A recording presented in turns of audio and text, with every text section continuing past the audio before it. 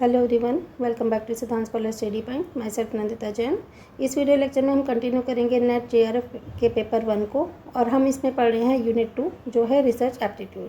तो इस वीडियो में हम पढ़ने वाले हैं रिसर्च की जो नेचर होती है या क्या उसके ऑब्जेक्टिव होते हैं, मीन्स शोध की प्रकृति एवं उद्देश्य।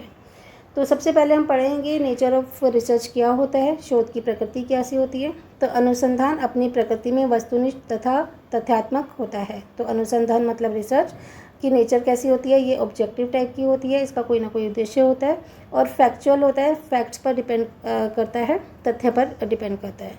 शोध मूलतः वैज्ञानिक प्रकृति का होता है जिसमें प्राथमिक और द्वितीयक स्रोतों से प्राप्त आंकड़ों का विश्लेषण करके निष्कर्ष प्राप्त किया जाता है। तो रिसर्च क्या होता है, मूलतः साइंटिफिक नेचर का होता है जिसमें हम जो हमारे प्राइमरी सोर्सेज हैं या सेकेंडरी सोर्सेज हैं उनसे हम डाटास को कलेक्ट करते हैं, उनको एनालाइज करते हैं और फिर हम रिजल्ट गेन करते हैं। साथ ही इसकी प्रकृति बौद्धिकता से युक्त और तार्किक होती है। ठीक है, तो ये बुद्धि से मेंटल फैक्ट पे डिपेंड करती है, बौद्धिकता से युक्त होती है और साथ में लॉजिकल होती है, उसका कोई ना कोई तर्क होता है और ये पुरानी त्रुटियों को शुद्ध करके नए नए ज्ञान एवं सिद्धांतों को सुधारने और स्थापित करने वाली प्रकृति का पालन करती है। तो जो भी कुछ गलतियाँ हैं पुराने रिसर्च में उनको शुद्ध करके नए नए ज्ञान, क्योंकि हमें रिसर्च का मतलब ही होता है कि जो चीज़ हमें मिली हुई है उसमें कुछ और हम कुछ नया ज्ञान हासिल कर पाएँ। बार बार रिसर्च का मतलब होता है एक ही चीज़ को बार बार खोजें और उसमें कुछ नया ज्ञान निकाल के लाएँ, सिद्धांतों को, जो पुराने सिद्धांत हैं उनको सुधारें या फिर नए सिद्धांतों को स्थापित करने वाली प्रकृति इसकी होती है। इसकी प्रकृति पूर्वाग्रह से मुक्त होती है, इसमें बायस नहीं चलता, पार्शलिटी नहीं चलती, कोई पूर्वाग्रह नहीं होता, इसकी प्रकृति पूर्वाग्रह से मुक्त होती है। अनुसंधान अपनी प्रकृति में नवीनता को प्रदर्शित करता है कि ठीक है, तो जो भी हम रिसर्च करते हैं उसमें कुछ ना कुछ नवीन खोज होती है, नई खोज होती है, क्योंकि इसके द्वारा प्राचीन तथ्य, सिद्धांत और विधियों में परिवर्तन करके नए तथ्यों, विधि या वस्तु की खोज को हम करते हैं। तो रिसर्च क्या होता है हमने इससे पहले वाली वीडियो में बहुत डिटेल में पढ़ा है। इसकी प्रकृति विश्लेषणात्मक होती है क्योंकि अनुसंधान में सांख्यिकी विधियों एवं आंकड़ों के द्वारा विश्लेषणात्मक निष्कर्ष निकाले जाते हैं। तो इसकी प्रकृति कैसी होती है, साथ ही विश्लेषणात्मक होती है, एनालिटिकल होती है, इसमें बहुत ज़्यादा एनालाइज किया जाता है और उसको एनालाइज करके जो भी हमारी सांख्यिकी विधियाँ हैं और आंकड़े हैं उनको एनालाइज करके इनसे निष्कर्ष निकाले जाते हैं। ठीक है, तो ये तो हमने इसकी पढ़ी है प्रकृति। हम इसको अरिहंत की बुक से पढ़ रहे हैं और साथ ही जो अदर बुक्स होंगी इससे कनेक्टेड उसको भी हम देख लेंगे, उनमें से कुछ नया क्या होगा, और पिछले सालों के जो पेपर्स हैं वो भी करेंगे। प्रीवियस ईयर क्वेश्चंस करना बहुत ज़रूरी होता है। ठीक है, तो किसी भी बुक को, किसी भी सब्जेक्ट को आप पढ़ रहे हो ना, तो उसके लिए बुक पढ़ना बहुत ज़रूरी होता है। जैसे कि हमें पता है कि बुक में कोई भी चीज़ फालतू नहीं थी होती, तो 10 बुक पढ़ने से बेटर है एक बुक को पढ़ो, 10 बार पढ़ो, अच्छे से पढ़ो और जो उससे रिलेटेड क्वेश्चन हो उनको अपने माइंड में नोट करके रखो, साथ में अपनी नोटबुक पर भी नोट कर लो। ठीक है, तो चलिए अब हम पढ़ लेते हैं शोध के उद्देश्य क्या होते हैं, ऑब्जेक्टिव्स ऑफ रिसर्च क्या होते हैं। किसी भी प्रकार का शोध या अनुसंधान किसी भी लक्ष्य या उद्देश्य का अनुगामी होता है, क्योंकि हम शोध क्यों करते हैं, अनुसंधान क्यों करते हैं, कोई हमारा लक्ष्य होता है या किसी उद्देश्य को हम प्राप्त करना चाहते हैं, इसीलिए हम शोध करते हैं। तो सबसे पहला ऑब्जेक्टिव क्या है कि ये लक्ष्य या उद्देश्य का अनुगामी होता है। यह बात स्पष्ट है कि कोई भी अनुसंधान लक्ष्य या उद्देश्य विहीन नहीं हो सकता। जैसे ही किसी शोध या अनुसंधान की पृष्ठभूमि निर्मित की जाती है कि हमें शोध करना है, अनुसंधान करना है, तो उसका उद्देश्य निर्धारित हो जाता है, क्योंकि कोई उद्देश्य होता है तभी हम इसकी पृष्ठभूमि बनाते हैं।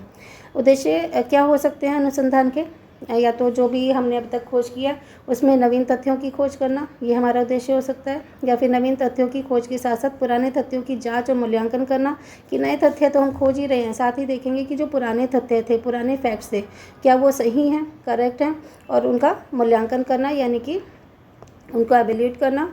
फिर किसी विशेष स्थिति का सही वर्णन करके समस्याओं का समाधान प्रस्तुत करना कि कोई एक पर्टिकुलर कोई विशेष स्थिति है, स्पेशल कोई सिचुएशन है, उसका सही से वर्णन करके जो भी समस्याएं हैं उनका समाधान प्रस्तुत करना भी हमारे अनुसंधान का उद्देश्य हो सकता है।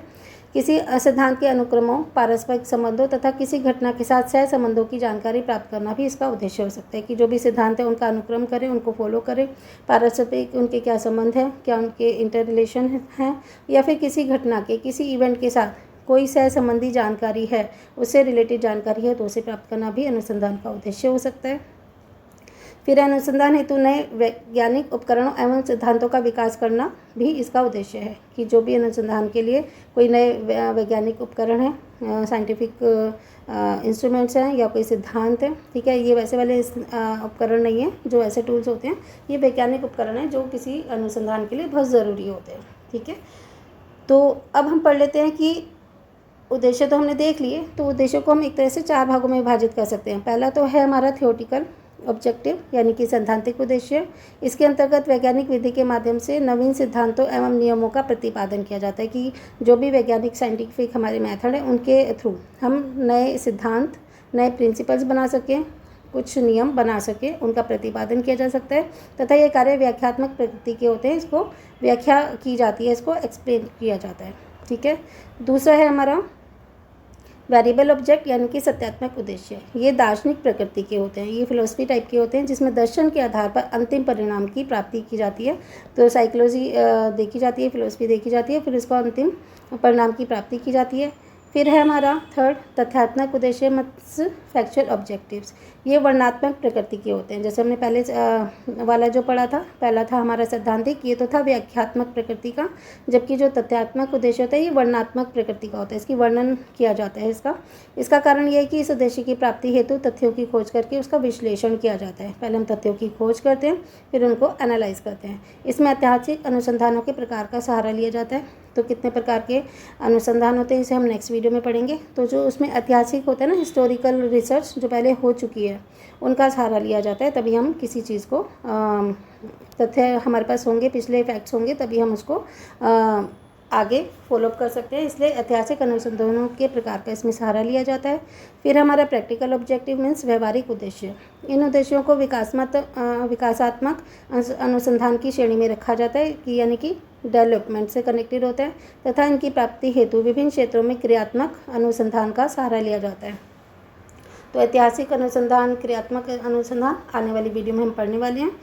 इसमें केवल उपयोगिता को ही महत्व दिया जाता है कि क्या उपयोगिता है, क्योंकि हम प्रैक्टिकल नॉलेज ले रहे हैं ना। प्रैक्टिकल ऑब्जेक्टिव या प्रैक्टिकल क्या होता है कि क्या उपयोगिता है, उसको महत्व दिया जाता है, ठीक है।